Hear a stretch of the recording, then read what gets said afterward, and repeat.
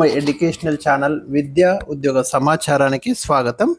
Daily GK and current అఫైర్స్లో ఇవాళ 426 వీడియోలో ఉన్నాం. ఈరోజు కూడా లేటెస్ట్ టాప్ 10 ఇంపార్టెంట్ క్వశ్చన్స్ ఈ 3-4 డేస్ నుంచి ఏవైతే వార్తల్లోకి వచ్చినాయో అవి మనం డిస్కస్ చేయబోతున్నాం. ఇలాంటి ఇంపార్టెంట్ అప్డేట్స్ కోసం ఛానల్ని తప్పకుండా సబ్స్క్రైబ్ చేసుకోండి, వీడియోను లైక్ చేయండి. కాంపిటేటివ్ ఎగ్జామ్స్కి మీరు ప్రిపేర్ అవుతున్నట్టే ప్రతి వీడియో చూడండి. ఇందులో చాలా స్టాక్ జీకే వీడియోస్ కూడా ఉన్నాయి, ఖచ్చితంగా చూడండి, నోట్స్ ప్రిపేర్ చేసుకోండి.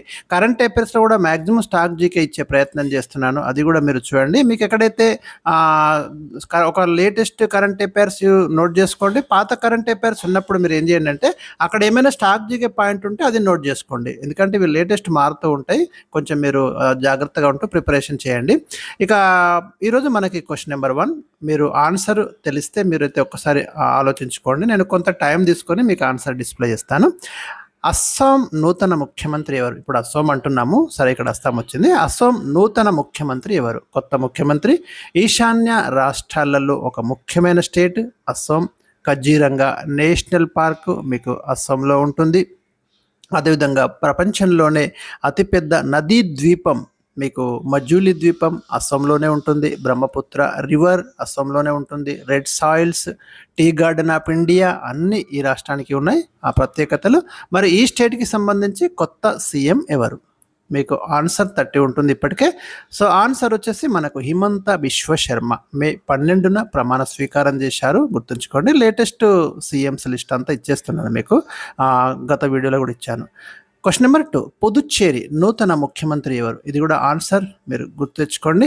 రైట్ ఆన్సర్ ఏది అయి ఉంటుంది? మీరు కరెక్టా కాదా కామెంట్లో కూడా రాయండి. పుదుచ్చేరి ఒక యూనియన్ టెరిటరీ అండి. మనకి ఉన్నటువంటి కేంద్రపాలిత ప్రాంతాలలో 8 కేంద్రపాలిత ప్రాంతాలు ఉన్నాయి కదా, 8. ఈ 8లో పుదుచ్చేరి కూడా ఒకటి. కాకపోతే మనకి పుదుచ్చేరి, ఢిల్లీ, జమ్మూ కాశ్మీర్ ఈ 3 యూనియన్ టెరిటరీస్కి పరిమిత అధికారాలు ఉన్నటువంటి శాసనసభ ఉంటుంది, అది గుర్తుంచుకోండి. క్వశ్చన్ ఇక్కడ వస్తుంది. అంటే ముఖ్యమంత్రులు ఉంటారు కానీ వీళ్ళకి పరిమితమైన అధికారాలు మాత్రమే ఉంటాయి. మిగతా స్టేట్స్కి ఉన్నట్టు సీఎంలకు ఉన్న పవర్స్ వీళ్ళకి ఉండవు, లిమిటెడ్ పవర్స్ ఉంటాయి. సో పుదుచ్చేరి నూతన ముఖ్యమంత్రి వచ్చేసి మనకి రంగస్వామి అండి. ఇది 5th టైం. క్వశ్చన్ నెంబర్ 3, ప్రస్తుతం సిబిఐ డైరెక్టర్ జనరల్ ఎవరు? సిబిఐ మనకి సెంట్రల్ బ్యూరో ఆఫ్ ఇన్వెస్టిగేషన్ అండి, సిబిఐ. సో దీని యొక్క డైరెక్టర్ రీసెంట్గా అతని పదవీ కాలాన్ని ఒక 1 year ఎక్స్టెండ్ చేశారన్నట్టు, అందుకే క్వశ్చన్ తీసుకున్నాను నేను. రైట్ ఆన్సర్ మీరు కామెంట్ సెక్షన్లో టైప్ చేయండి. తర్వాత అవునా కాదా చూడండి, సిబిఐ డైరెక్టర్ ఎవరు? రైట్ ఆన్సర్ వచ్చేసి మీకు డిస్ప్లే చేస్తున్నాను, ప్రవీణ్ సూద్. లేటెస్ట్ అపాయింట్మెంట్స్, అంటే ఇంతకుముందే అపాయింట్మెంట్ అది కానీ ఎక్స్టెండ్ చేశారు పదవి, అది మీరు గుర్తుంచుకోండి. Question number 4 very important question అండి, మీరు ఆన్సర్ చేయడం కష్టం దీనికి. ఈ క్వశ్చన్కి అయితే గ్రీన్ ఆస్కార్ అని ఏ అవార్డును పిలుస్తారు? మనకి ఆస్కార్ అవార్డు ఉంది, సినిమా రంగంలో ఇచ్చే అత్యున్నత అవార్డు ప్రపంచంలో, ప్రతి ఇయర్ మనకి ఇస్తున్నారు అమెరికాలో. సో ఒక అవార్డుని మనం గ్రీన్ ఆస్కార్ అంటాం. ఏ అవార్డుని పిలుస్తాం? ఓకే రైట్, ఆలోచించండి, టైప్ చేయండి. మీరు గ్రీన్ ఆస్కార్ అని ఏ అవార్డుని పిలుస్తారు? ఆన్సర్ వైట్లీ అవార్డు అండి. మనకి నేచరు, దానిలోని జీవరాశుల సంరక్షణ కోసం ఎవరైతే కృషి చేస్తారో వాళ్ళకి యునైటెడ్ కింగ్డమ్కి చెందిన వైట్లీ ఫండ్ ఫర్ నేచర్ అనే సంస్థ ఈ వైట్లీ అవార్డు ప్రదానం చేస్తుంది. దీన్ని గ్రీన్ ఆస్కార్ అని పేర్కొంటున్నారు. 2026లో 2 ఇండియన్ ఉమెన్ ఈ అవార్డు తీసుకున్నారు. పర్వీన్ షేక్ ముంబై, బర్కా సుబ్బా డార్జిలింగ్, వీళ్ళిద్దరు తీసుకున్నారు. వెరీ ఇంపార్టెంట్ అండి. క్వశ్చన్ నెంబర్ 5, తెలంగాణ మహిళా కమిషన్ నూతన చైర్పర్సన్గా ఇటీవల ఎవరు నియమితులయ్యారు? Most important, Telangana competitive exam సంబంధించి చాలా చాలా ముఖ్యమైన ప్రశ్న అండి. తెలంగాణ మహిళా కమిషన్ ఏదైతే మనకి ఉమెన్ కమిషన్ ఉంది కదా స్టేట్ది, నూతన చైర్పర్సన్గా ఇటీవల ఎవరు నియమితులయ్యారు? రైట్ ఆన్సర్ ఒకసారి మీరు ఆలోచించండి. రైట్ ఆన్సర్, ఎందుకంటే మనకు రావాలి. మీరు డైలీ న్యూస్ పేపర్ చదువుతుంటారు, ప్రిపేర్ అవుతూ ఉంటారు, కానీ ఆన్సర్ ఇమీడియట్ స్ట్రైక్ కావాలి మనకు, వితౌట్ ఆప్షన్స్. అప్పుడే మన ప్రిపరేషన్ అనేది స్ట్రాంగ్గా ఉన్నట్టు మనం భావించాలి. రైట్, లేటెస్ట్, చాలా వెరీ లేటెస్ట్, గద్వాల్ విజయలక్ష్మి అండి మనకి నూతన chairperson women commission. Mission Divyastra పేరిట భారతదేశం ఇటీవల ఏ బాలిస్టిక్ క్షిపణిని విజయవంతంగా పరీక్షించింది? చాలా ఇంపార్టెంట్ అండి మన డిఫెన్స్ సెక్టార్లో ఇది.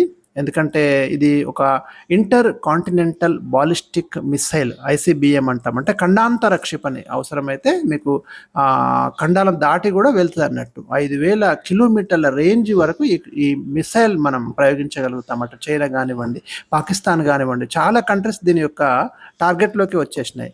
సో రీసెంట్గా దీన్ని సక్సెస్ఫుల్గా మనము టెస్ట్ చేసినాము. మిషన్ దివ్యాస్త్ర అని దానికి ఒక పేరు, టైటిల్ ఇచ్చినాము, అందుకు ఇంపార్టెంట్ ఇది. రైట్ ఆన్సర్ టైప్ చేయండి మీరు. రైట్ ఆన్సర్ వచ్చేసి ఇక్కడ డిస్ప్లే ఇస్తున్నాను, అగ్ని 5 అండి.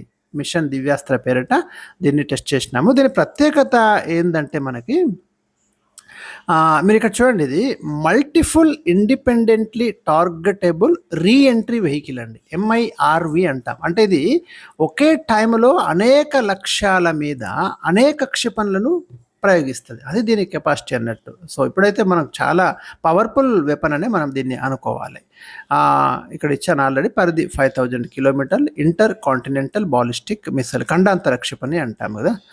సుప్రీంకోర్టు న్యాయమూర్తుల సంఖ్యను 34 నుంచి ఎంతకు పెంచుతూ కేంద్రం ఇటీవల ఆర్డినెన్స్ జారీ చేసింది. వెరీ లేటెస్ట్, నిన్ననే మనకు ఆర్డినెన్స్ వచ్చేసిందండి. చెప్పండి, ఆన్సర్ టైప్ చేయండి. సుప్రీంకోర్టు న్యాయమూర్తుల సంఖ్యను 34 నుంచి ఎంతకు పెంచుతూ కేంద్రం ఇటీవల ఆర్డినెన్స్ జారీ చేసింది. భారత సుప్రీంకోర్టు 1950లో ఏర్పడిందండి, 1950 అంటే అప్పుడు ఇండిపెండెన్స్. అంతకుముందు బ్రిటిషర్స్ కాలంలో కూడా మనకు ఫెడరల్ కోర్ట్ అని అట్లా ఉన్నాయి. అంతకుముందు ఇంకా కోల్కత్తాలో అప్పుడు బ్రిటిషర్స్ కాలంలో కూడా ఒక కోర్టు ఏర్పాటు చేశారు. మొత్తం మీద మనకు ఇప్పుడు ఉన్నటువంటి సుప్రీంకోర్టు 1950లో ఎస్టాబ్లిష్ చేసినాము. దాంట్లో ఫస్ట్ అది ఏర్పడ్డప్పుడు 8 మంది ఉన్నారు జడ్జెస్, అంటే 1+7 చీఫ్ జస్టిస్తో కలిపి 8 మెంబర్స్. తర్వాత నిన్నటిదాకా 34 ఉన్నారు. ఇప్పుడు పెంచుతో ఒక ఆర్డినెన్స్ ఇచ్చింది. ఎంతకు పెంచిండు? చాలా ముఖ్యమైన ప్రశ్న, డెఫినెట్గా ఎక్స్పెక్టెడ్ క్వశ్చన్, ఇది గ్యారంటీ క్వశ్చన్ అన్నట్టు మనకి కాంపిటేటివ్ ఎగ్జామ్స్లో. రైట్ ఆన్సర్ 30 ఉంటుంది మీకు.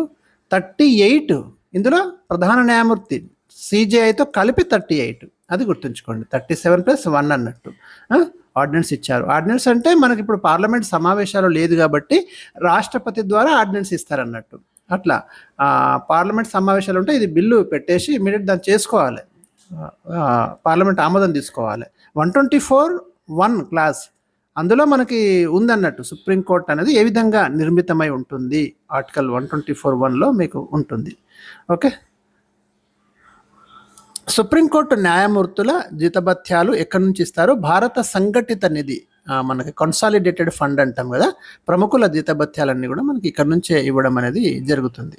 సుప్రీంకోర్టు ఏర్పడిన సమయంలో మనకి 1950 టైంలో ఇది చెప్పిన ఆల్రెడీ 8 మంది న్యాయమూర్తులు ఉండేవాళ్ళు. రైట్, క్వశ్చన్ నెంబర్ 8 అండి. 32 సార్లు ఎవరెస్ట్ శిఖరాన్ని అధిరోహించి చరిత్ర సృష్టించిన నేపాలీ షెర్పా ఎవరు? ఆలోచించండి. ఇలాంటి కంపల్సరీ చదవాలి మనం, ఏది మిస్ చేసినా ఇలాంటి మిస్ చేయకూడదు. ఎవరెస్ట్ శిఖరం ప్రపంచంలోనే అత్యున్నత శిఖరం అండి, 8,848.86 మీటర్లు. మరి దాని 32 టైమ్స్ నేపాల్ దేశంలో ఉంది ఎవరెస్ట్ శిఖరం, హిమాలయ పర్వతాలలో. ఆన్సర్ వచ్చేసి మనకి కామి రీటా ఎవరెస్ట్ మ్యాన్గా ప్రసిద్ధి చెందిండు. క్వశ్చన్ నెంబర్ 9 అండి. Steel authority of India limited, దీన్ని మనం సెయిల్ అంటాం కదా, భారతదేశంలో ప్రభుత్వ రంగ ఉక్కు సంస్థ, ఉక్కు తయారీ ఉత్పత్తి నియంత్రణ అంతా కూడా దీని కంట్రోల్లో ఉంటుంది. నూతన చైర్మన్ మరియు మేనేజింగ్ డైరెక్టర్గా ఇటీవల ఎవరు నియమితులయ్యారు? వీళ్ళ ప్లాంట్స్ ఉన్నాయి మనకు, బిలాయ్, బొకారో, ఇవన్నీ కూడా సెయిల్ చూస్తుంటుంది, గవర్నమెంట్ సంస్థ. కొత్తగా ఎవరు అపాయింట్ అయ్యారు CMDగా?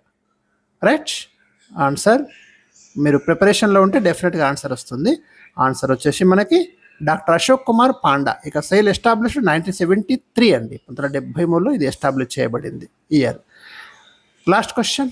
మహాత్మా గాంధీ జాతీయ గ్రామీణ ఉపాధి హామీ చట్టం ఉంది కదా, దాని ప్లేస్లో మనకు Viksit Bharat guarantee for Rozgar and Ajeevika mission చట్టం 2025 ఇస్తున్నాం. VBG రామ్జీ యాక్ట్ చాలా చాలా ముఖ్యమైనది. ఇచ్చాను ఇన్ఫర్మేషన్ ఇంతకుముందు వీడియోస్లో కూడా మీకు ఉంటుంది, ఓల్డ్ వీడియోస్లో.